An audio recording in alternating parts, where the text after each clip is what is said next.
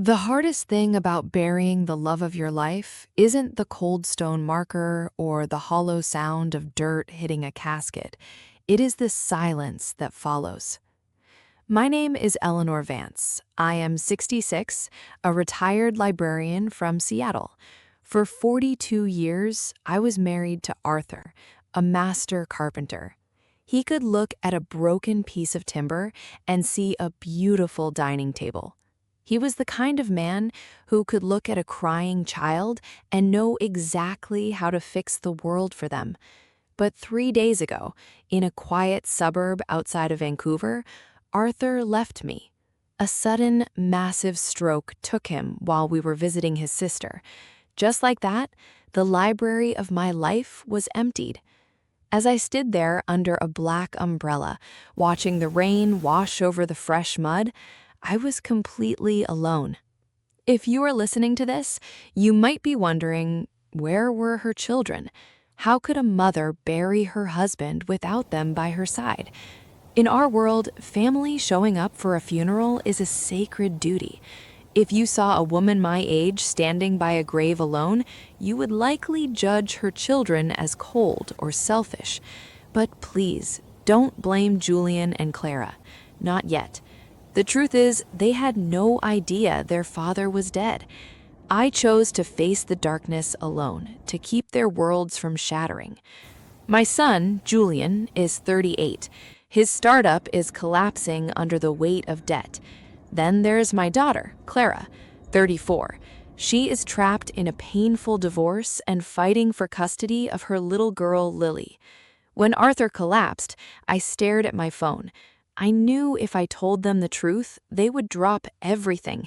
They would book flights they couldn't afford and let their fragile lives collapse just to carry my burden. I couldn't let that happen. So I lied. I called them from the hospital, forcing my voice to sound light and steady. "Your father just has a mild case of pneumonia," I told them. "Stay home and focus on your work. I have everything under control." They believed me because they needed to. And so the funeral was small. Just me, Arthur's sister, and the quiet rustle of the Canadian wind. The next morning, I began my journey back to Seattle. To understand how I got to the airport, you have to know about Arthur's prized possession, a vintage midnight blue Ford F-150. It was a 12-year-old beast of a truck that he kept immaculately clean. 3 weeks ago, before we left for Canada, I had driven that truck to SeaTac Airport, fully expecting us both to climb back into the cabin together when we returned. Instead, I walked into the Vancouver terminal carrying one light suitcase. My wedding ring felt incredibly heavy on my left hand, a piece of metal anchoring me to a ghost. I boarded the flight back to Seattle and took my seat by the window. The empty chair beside me felt like a physical wound. For over 40 decades, Arthur had occupied that seat. He hated turbulence, so whenever the plane bumped or shook, his large, calloused hands of carpenter would reach across the armrest, squeeze my fingers, and whisper the same old joke. "If we survive this flight, Ellie, you're buying me a double scoop of mint chocolate chip." I would always laugh and call him a coward. Now, as the plane cut through the thick gray clouds, there was no hand to hold, no joke to break the tension. There was only the low, mechanical drone of the engine and the terrifying reality of heading back to a house that was no longer a home. The pilot voiced over the intercom, announcing our descent.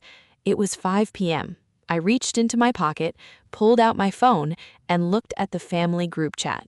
My hands were shaking from exhaustion. I needed to see a familiar face. I needed to know that even though Arthur was gone, I still had a family. I slowly typed out a message. "My flight just landed at SeaTac. Is anyone free to come pick me up?" I stared at the screen for a long minute, my thumb hovering over the glass, before I finally found the courage to press send. SeaTac Airport at 5 in the afternoon is a sensory overload. I stood there, watching people laugh and run into each other's arms, feeling like a ghost drifting through a world I no longer recognized. I hadn't slept in 3 days. My stomach was hollow, and the physical weight of exhaustion pressed down on my shoulders, a constant, heavy reminder that while the world kept its steady pace, my own life had stopped dead in its tracks. I found a seat on a cold metal bench near baggage claim and pulled out my phone, my thumb hovering over the family group chat. I hesitated, terrified of disturbing their fragile lives, but the weight of my isolation finally pushed me to type. My flight just landed at SeaTac. Is anyone free to come pick me up? I locked the screen, closed my eyes, and waited. The response came almost instantly, a sharp chime that felt like a jolt to my chest.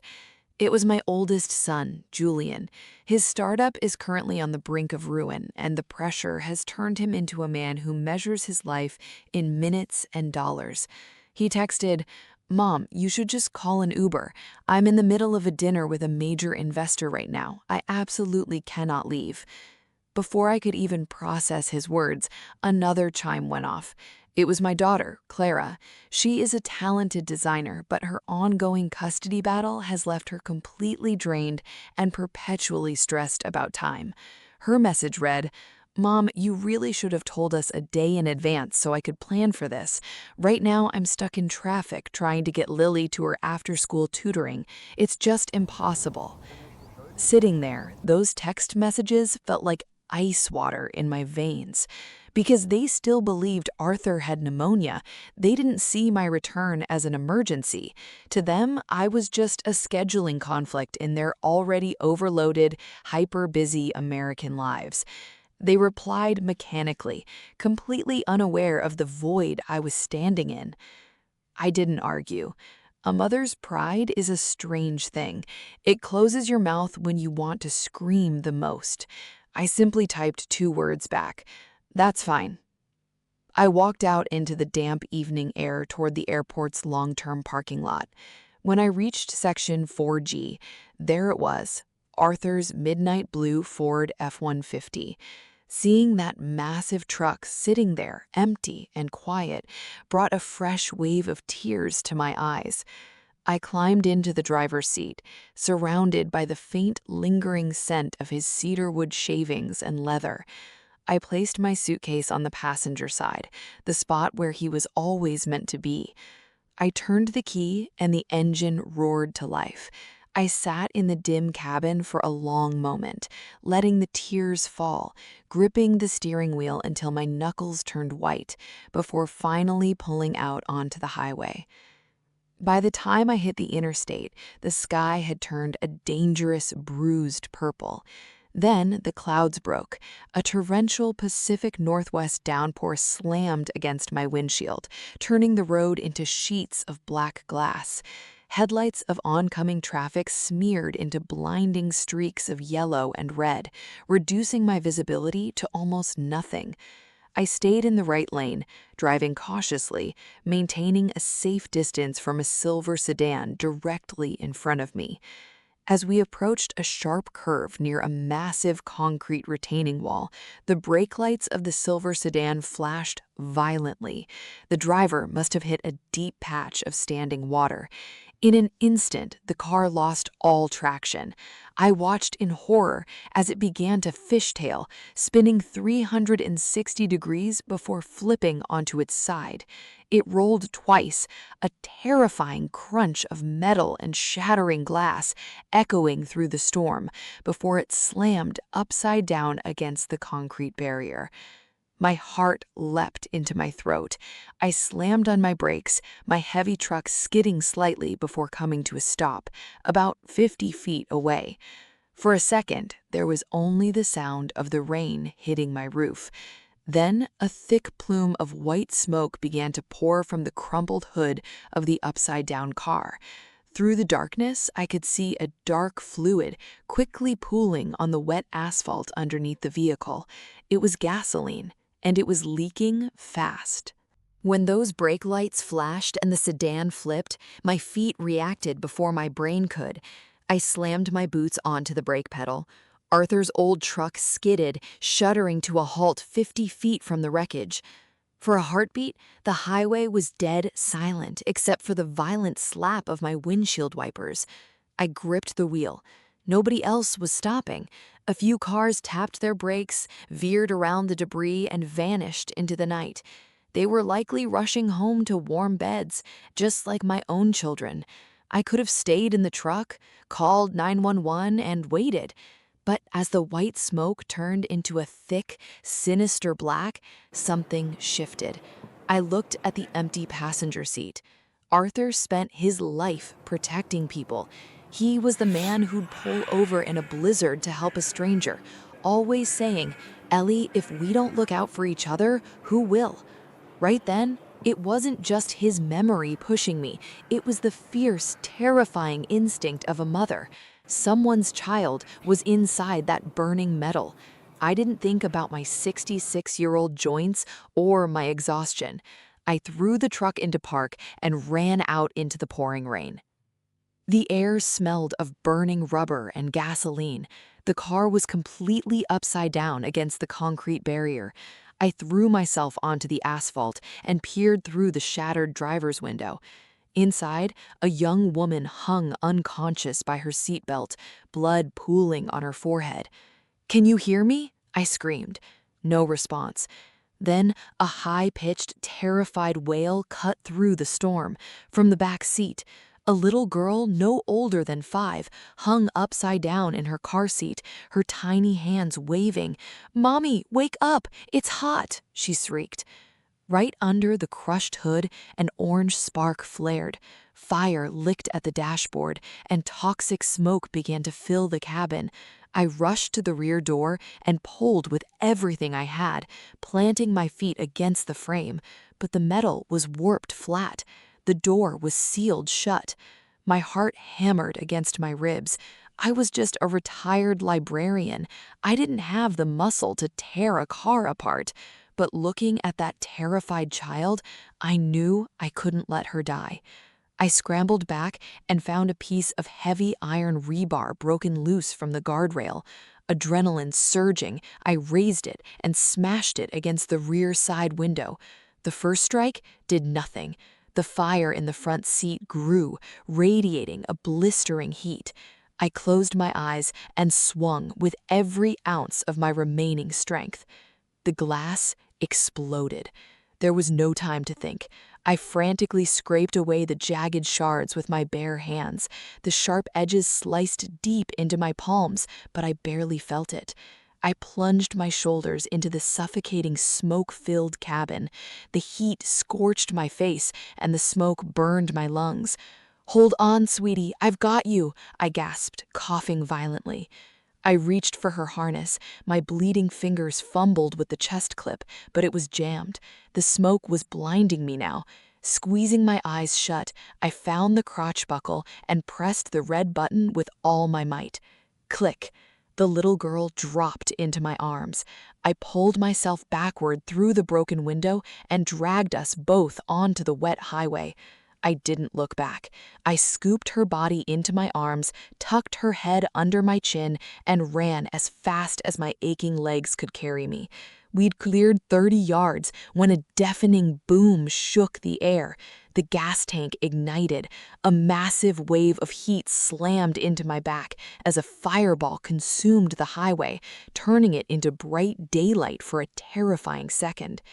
By the time the sirens finally pierced the rain, it was over. The car was a blazing skeleton. I sank onto the freezing asphalt, my strength gone. My clothes were soaked, my breath came in ragged gasps, and my hands were dripping blood on the pavement. But I didn't care about the pain. I just wrapped my arms tighter around that little girl, shielding her from the fire. She was shaking, her tiny fingers clutching my coat as she sobbed into my shoulder. I rocked her back and forth in the dark, whispering, "You're safe now, baby. I've got you. You're safe." An hour later, I was sitting on a paper-covered bed in the emergency room. The harsh fluorescent lights made my eyes ache. A doctor had just finished picking glass shards out of my palms and wrapping both my hands in thick white gauze. The adrenaline was finally fading, leaving me trembling with a deep, bone-crushing weariness. I just wanted to go home, crawl into bed, and let the grief of losing Arthur finally wash over me. But the world outside my cubicle had exploded. A truck driver who'd been behind the silver sedan captured the rescue on his dashboard camera. By the time the doctor cut the bandage tape on my hands, the video was viral across Seattle. Local news stations were playing it on a loop with the headline, "Elderly Mother Braves Raging Fire to Save Stranded Child." People online were calling me a hero. I didn't feel like one. I just felt like an old, broken-hearted woman who did what any mother would do. That was when Harper Evans walked in. She was a reporter for the evening broadcast, a young woman with sharp, intelligent eyes, but a surprisingly gentle voice. She didn't march in with flashing cameras. Instead, she knocked softly on the metal partition, holding 2 paper cups of tea, and asked if she could sit with me for a moment. I tried to turn her away, but Harper looked at my bandages and her eyes softened with a genuine, painful understanding. "Mrs. Vance," she said quietly, setting the tea down, "I'm not here to exploit your bravery for a headline. I came because when I watched that video, I saw a woman who looked completely, heartbreakingly alone, and it reminded me of my own father." She took a slow breath, looking down at her own hands. "He passed away in the ICU during the pandemic. We weren't allowed inside.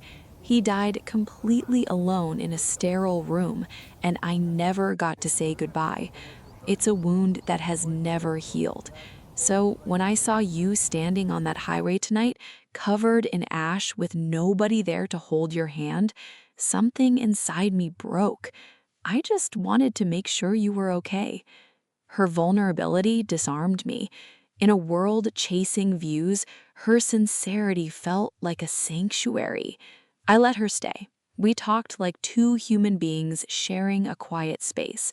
But Harper was still a journalist. She had checked the police logs and the public records.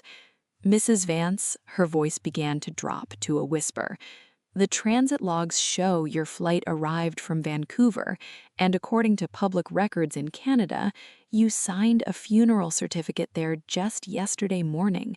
You buried your husband Arthur, all by yourself. You flew home alone, and nobody came to pick you up at the airport." She leaned in, her expression a mix of confusion and deep empathy. "I have to ask, where are your children, Eleanor? Why on earth did you have to face all of this by yourself tonight?" It was a dangerous question. It was the exact question that could have turned my children into villains in the eyes of the city. If I stayed silent or let a single tear of self-pity fall, the public would tear Julian and Clara apart. They would be labeled as cold, ungrateful children who abandoned their grieving mother. So I looked directly at Harper, and then I turned my head to look right into the small camera lens her cameraman had positioned in the room. I forced my tired lips into a protective smile. I let my voice sound as warm and steady as a Sunday morning. "My children have their own incredibly busy lives," I said softly, ensuring every word was laced with absolute certainty. "My son Julian runs a company responsible for the livelihoods of hundreds of employees, and my daughter Clara is a wonderful, devoted mother working tirelessly every hour just to raise my beautiful granddaughter. Life in modern America is a relentless pressure cooker. My children are fighting their own battles, and they are doing the absolute best they can. I am a grown woman, Harper. I am perfectly capable of handling my own life, and I refuse to ever become a burden to my children." I didn't utter a single word of blame. I didn't mention the text messages on my phone or the cold bench at SeaTac. I used the highest, most noble form of maternal kindness to cover up their flaws, shielding my son and daughter from the judgment of the world, even though my own heart was breaking into pieces. Back at his office, the clock read midnight. My son, Julian, was slumped over his desk, surrounded by unpaid invoices. His startup was bleeding cash, and his mind was a knot of anxiety. Needing noise to break the silence, he switched on the small television in the corner. He expected stock market reports. Instead, he saw me. Julian froze, staring at the screen. I was sitting on a hospital bed under harsh lights, my hands wrapped in thick, blood-stained gauze. My voice came through the speakers, calm and gentle, telling the reporter how proud I was of him, explaining that he was a responsible man, carrying the weight of hundreds of employees. Across town, my daughter Clara was clearing away dinner dishes when the news anchor's voice suddenly grew solemn. Tonight's hero on Interstate 5 is 66-year-old Eleanor Vance. Records confirm that Mrs. Vance had just landed at SeaTac, returning alone from Vancouver, where she had just buried her husband of 40 years, Arthur, after a quiet battle with illness. A glass bowl slipped from Clara's hands, shattering across the floor. Her eyes were locked on the screen, watching her mother, bandaged and grieving, defending her to the world, making excuses for why her children had left her to face the cold alone. The truth hit them like a physical blow. Their father was gone, and they hadn't been there. Even worse, when their grieving mother pleaded for a ride home, they had told her to call an Uber. But my daughter-in-law, Audrey, was already taking action. Audrey is a high school counselor, a woman of sharp intuition who sees through the facades people build to hide their pain. After watching the news, she didn't waste time crying. She drove straight to our family home. The house was dark and silent. Audrey felt a pull toward the basement. Resting on Arthur's old workbench, she discovered a small, weathered wooden chest locked with an old padlock. She pried it open to find 3 leather-bound notebooks, my diaries. Audrey read my handwritten script, tears streaming down her cheeks. She immediately called Julian and Clara, ordering them to meet her at the house. 30 minutes later, the door burst open. Julian and Clara rushed in, their faces pale and tear-stained. Audrey sat on the sofa, holding the diaries, looking at them with profound anger.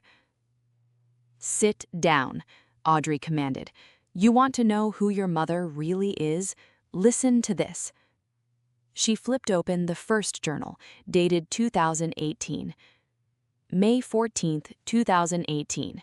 Audrey read, "Julian's company is on the verge of bankruptcy. Arthur and I can't let him fail. Today, I sold my mother's antique silver dowry and my collection of rare books. We wired $40,000 anonymously into his account. Julian called us tonight, saying a miracle investor saved his dream. A son should always feel like he conquered the world on his own." Julian dropped to his knees, burying his face in his hands. The investor who saved his career wasn't a venture capitalist, it was his mother. Audrey flipped to the next notebook, dated 2022, looking directly at Clara. "October 3, 2022, Audrey continued. "Clara's divorce is ugly. She doesn't have the money to fight for Lily. Arthur and I made a choice. I cashed out my entire retirement pension early, paying a massive penalty, and we hired the top family law firm in Seattle, routing the payment through a charity grant, and told Clara we won a small lottery. Hearing my daughter laugh again was worth every penny." Clara collapsed into a chair, weeping hysterically. The money that saved her child wasn't luck, it was her mother's entire future, sacrificed in secret.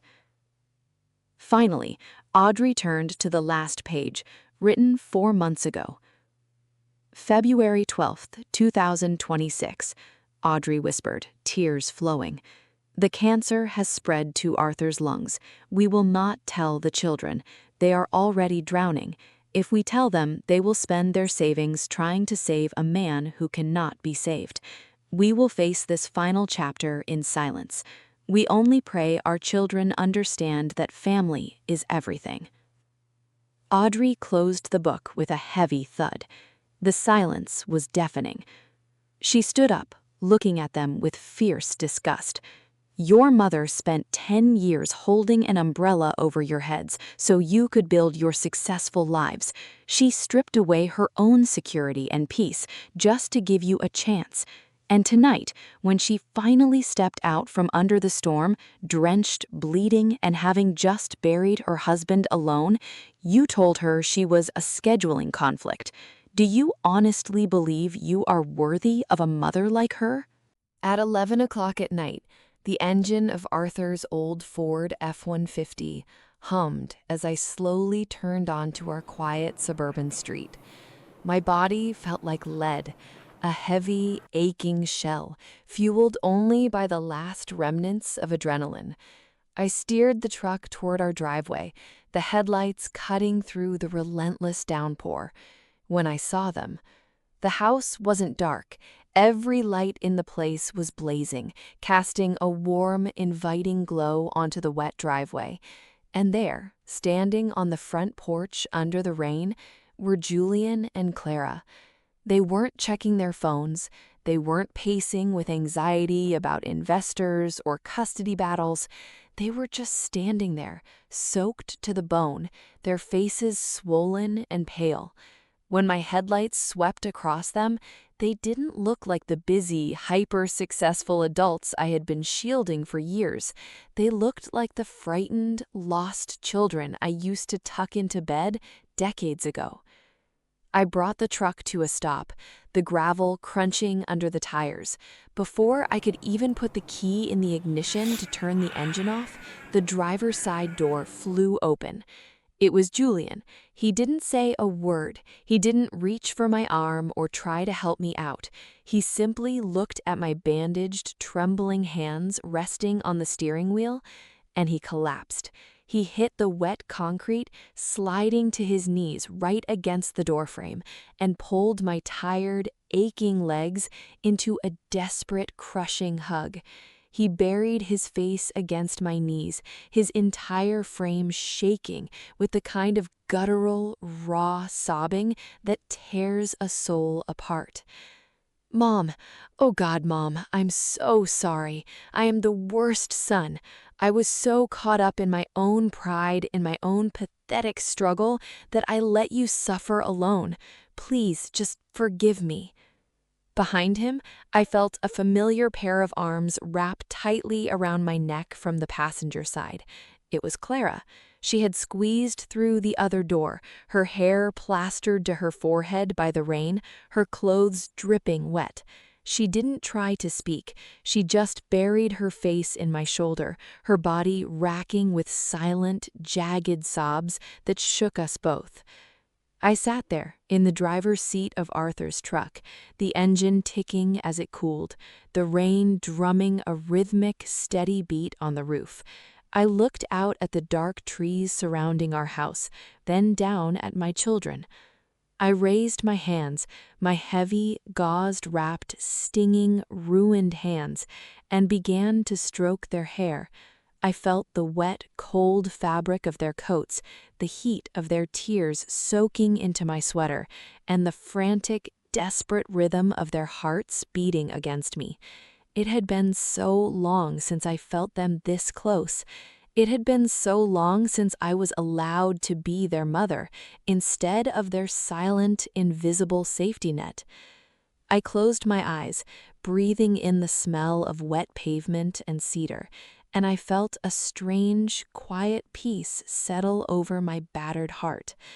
The grief for Arthur was still there, a deep, hollow crater in my chest, but for the first time in years, I wasn't carrying the weight of the entire world by myself. "Hush now," I whispered, my voice raspy but steady. I looked down at Julian's tear-stained face, then up at Clara, who was looking at me with eyes full of a devastating new kind of love. "I am not angry with you," I said softly, my voice barely audible over the sound of the storm. "I have never been angry with you. A mother's heart doesn't work that way. It only holds space. It only waits." I pulled them both closer, pressing my forehead against theirs, feeling the warmth of their presence finally chasing away the winter chill that had lived in my bones since the day we left for Vancouver. "I wasn't afraid of the storm tonight," I told them, smiling through the tears that finally began to track down my own cheeks. "I was only afraid that in all your rushing, in all your climbing, and in all your noise, you would eventually lose your way. I was only afraid that you would forget the way back to your home and back to each other." I reached out, pulling their hands into my own, and we sat there in the quiet dark of the truck, letting the rain wash the rest of the world away. I didn't need the money, the success, or the secrets anymore. I had my children back, and for the first time in a very long time, I was finally home. We moved from the driveway into the kitchen, the house finally feeling like a home again. We gathered around the heavy oak table Arthur had built with his own hands decades ago. It was worn, scarred by time, and held the memory of every Sunday dinner we'd ever shared. The silence between us now was soft, the kind that follows a storm when the air finally clears. Julian reached into his pocket and pulled out his checkbook. His hand was shaking as he scribbled something down. He tore the paper off and pushed it across the table toward me. "Mom," he choked out, his voice thick with regret, "I know this doesn't fix anything, but this is everything I have in savings. I want to pay back the pension, the money for the business, every dime you sacrificed. Please, take it." I looked at the check. It was a substantial amount, money earned through his own crushing stress and missed moments. I let it sit there for a long moment. Then I slowly pushed it back across the wood to him. Julian looked at me, confused, his brow furrowed. "Mom?" I leaned forward, looking him directly in the eyes. I didn't see the executive or the man who had dismissed me as a scheduling conflict. I just saw my boy. "Julian," I said, my voice steady, "you think you can balance the books of our relationship with a check, but listen to me. Money is just paper. It can be earned back by working extra hours or taking on new projects. But the 42 years I spent building a life with my father, the currency we exchanged was time, and time is the only thing on this earth that once spent can never be bought back, no matter how many zeros are on that slip of paper." I turned my gaze to Clara, who was watching me with wide, wet eyes. "I don't want your money," I continued, my voice softening. "Your father and I didn't sacrifice our security so you could pay us back. We did it so you could build lives worth living. I don't need your savings. I need your presence. I need the time you've been too busy to give." I reached out and placed my bandaged hands over theirs. "Julian, take that money and cancel your meetings next weekend. Take your wife and your kids into the mountains. Turn off your phone. Look at your children's faces while they're still young enough to need you. And Clara, stop using your energy to fight the ghosts of your past. Focus on Lily. Give her the love you've been hoarding in your anger." They sat there in silence, the weight of the truth finally sinking in. We sat there in the warm, golden light of the kitchen, finally understanding that the most valuable investment they could ever make wasn't in a startup or a legal battle. It was in the simple, fleeting, and precious gift of being present. 6 months have passed since that rainy night on the highway, And the rhythm of our lives has shifted. On Fridays, the old driveway is no longer empty. Julian now shuts down his office by 5 o'clock sharp. He's learned to delegate, to trust his team, and to leave the crushing weight of his company behind so he can be here for dinner. We don't talk about quarterly goals or investors anymore. We talk about the simple things, the garden, the evening light, and the small, quiet joys he used to miss while chasing his ambition. Clara, too, is a different woman. She stopped using our phone calls to vent her frustrations. Now she shows up every Tuesday morning with a trowel and gardening gloves. We spend hours knee-deep in the soil, tending to the roses.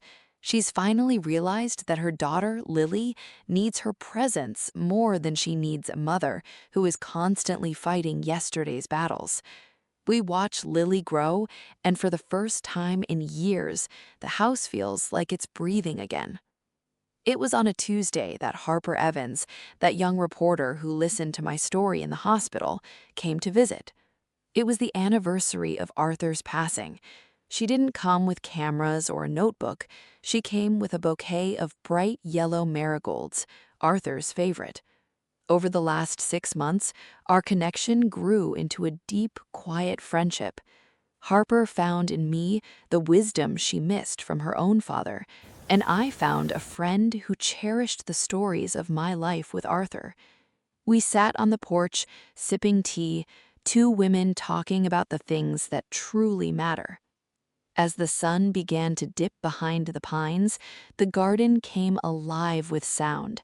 Little Lily was running through the rows of blooming roses, her laughter echoing off the porch. Julian and Clara were sitting on the steps, sharing a quiet moment, discussing plans for a family picnic. I looked over toward the corner of the porch. Arthur's old wooden rocking chair was still there, sitting exactly where he left it. For a long time, that chair was a ghost, a cold, empty reminder of everything I had lost. But as I watched my children and my granddaughter playing in the garden he once tended with me, the chair didn't feel lonely anymore. It felt like a steady, silent heartbeat, a reminder that Arthur's love wasn't a memory that faded. It was the foundation upon which this family was finally rebuilding itself. If you are listening to this, I want you to remember something. The greatest gift you can ever give to the people you love doesn't live in your bank account. It doesn't exist in a promotion or an expensive inheritance. It lives entirely within your watch. Time is the currency of love. It is the only thing you have that is truly yours, and once you spend it, it is gone. So do me a favor, put down your phone, step away from the screen, reach out to them right now while the sun is still up and the time is still yours. When all the noise of your career and your burdens fades away, the only things that will remain are the moments you actually lived with the people you cherish. Go home, be there, because they are waiting, and the time you have together is the only thing that will ever be enough. A few days after the 1-year anniversary of Arthur's passing, Julian stepped into the backyard garage, once his father's kingdom. For an entire year, I had kept that room locked, terrified that the scent of wood oil and sawdust would suffocate my heart. But seeing Julian standing before the half-open oak door, I knew it was time to move forward. On the workbench, in the middle of the garage, resting under a thin layer of dust, was a large block of pine that Arthur had been carving before our fateful trip to Vancouver. It was the seat for a small rocking chair he intended to gift Lily for her next birthday. Everything was left unfinished. The faint pencil sketch lines on the wood surface, a hand plane neatly placed beside it, and a sticky note written in his familiar scrawled handwriting. Need to resharpen blade 4 before trimming edges. Julian stood there silently for a very long time. He traced his finger along the uneven wood grain. his eyes devoid of the exhaustion of a startup CEO or the terror of bankruptcy. Instead, it was the gaze of a son reaching across space to touch his late father. That Sunday, my garage was no longer lonely. Julian rolled up his sleeves, wearing his father's old apron. Clara brought cleaning supplies, while little Lily sat right by the doorstep, excitedly gathering fragrant wood shavings to use as toys. "I don't know how to use this, Mom," Julian laughed self-consciously as he picked up the hand plane, his movements looking clumsy. I walked over to my son, placing my bandage-free hand over his large hand, the hand I once thought only knew how to type on a keyboard and sign cold contracts. I guided him on how to follow the grain of the wood, how to relax his wrist so the blade wouldn't catch. "Your father always said that wood has its own personality, Julian," I whispered, the warmth of my son flowing into me through his shirt. "You can't force it to bend immediately. You have to listen to it, be patient with it, and then it will shape the way you want." All through that afternoon, the garage echoed with the rhythmic scraping of saws, Lily's bright laughter, and the casual chatter between brother and sister that I hadn't heard in years. They didn't talk about work or worry about schedules. They were truly living in the present moment, finishing the gift Arthur never got to give his granddaughter. As twilight fell, the small rocking chair finally took shape, though its surface still bore a few rough, unpolished strokes, not nearly as flawless as Arthur's masterworks. It held something infinitely more precious: sweat, connection, and a son's love continuing his father's legacy. When I sat in that chair for the first time, under a porch bathed in the afternoon glow, the rocking motion was steady and smooth. I looked up at the clear Seattle sky, feeling my heart grow light. Arthur was gone, but this house was never without him. He lived in every grain of wood on the chair, in his son's sweat, and in the peaceful smile blooming on his daughter's face. Life doesn't give us a choice over our losses, but it always offers us a choice on how to stay together. In that moment, I understood that my youth, Arthur's life, and my children's future had merged into one, eternal, unbreakable, and as warm as a piece of wood carved with all the sincerity of a mother's love. And so Eleanor's journey comes to a close, but the lesson she leaves behind remains. Perhaps in her story you saw a reflection of your own life, the busy schedules, the missed connections, and the parents quietly waiting for a call or a seat at the dinner table. I hope that Eleanor's story serves as a gentle reminder to put down the phone, step away from the noise, and truly be present with the people who matter most. After all, life isn't measured by what we accumulate, but by the moments we choose to share with those we love. If this story touched your heart, please hit the like button and share it with someone who needs to hear this reminder today. Your support means the world and helps me continue sharing stories that matter. Thank you so much for listening. May you find peace and time today with your family. I look forward to seeing you in the next video.